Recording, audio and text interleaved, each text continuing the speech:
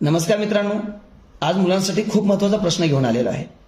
या प्रश्नाला मी महत्त्वाचा का म्हणत आहे, आपल्या मुलांना मित्रांनो 100 पर्यंतच्या मूळ संख्या आहेत, तोंडपाठ पाठ आहेत। त्यांना म्हणलं 100 पर्यंत मूळ संख्या किती आहेत म्हणून पटकन 25 सांगतात, कोणत्या आहेत ते पण सांगतात। परंतु 100च्या पुढच्या संख्येचं काय, कारण ते मुलं पाठ करत नाहीयेत। मग अशी एखादा संख्या आली समोर आपल्या, तर सोडवायची कशी? आता हाच प्रश्न पहा, 149 ही संख्या मूळ संख्या आहे किंवा नाही ते ठरवायचं आहे। मग ही संख्या मूळ आहे का नाही कसं ठरवायचं? काही जण मित्रांनो एक लॉजिक म्हणतात, कधी कधी दिलेल्या संख्येतील अंकाची बेरीज करा, ती जर मूळ आली तर मूळ आहे, असं नाही आहे। आता इथंच बघा, 1 आणि 4 5, 5 आणि 9 14, आता बेरीज 14 आली, मग ही मूळ नाही आहे का? सांगू शकत नाही आपण।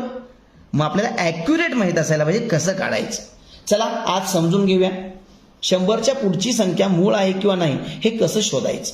प्रथम दिलेली संख्या काय आहे बघा मित्रांनो, आपण मुलांसाठी दररोज एक गणितातल्या महत्त्वाच्या प्रश्नावर व्हिडिओ टाकत आहोत। युट्यूबवर तुम्हाला व्हिडिओ भेटतील, पहा।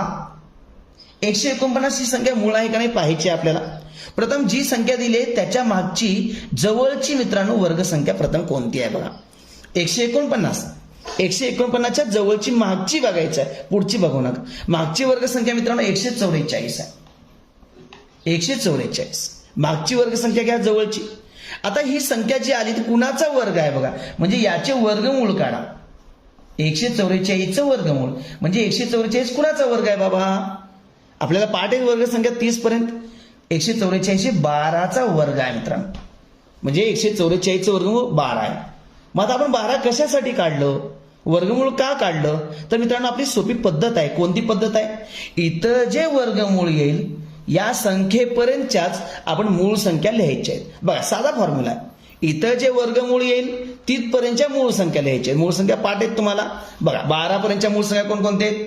2 3 5 7 आणि 11।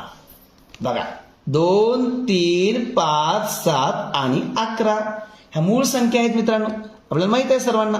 12 पर्यंतच्याच घ्यायचे, कारण वर्गमूळ 12 आलं, इथं वर्गमूळ 20 आलं तर 20 पर्यंतच्या घ्या।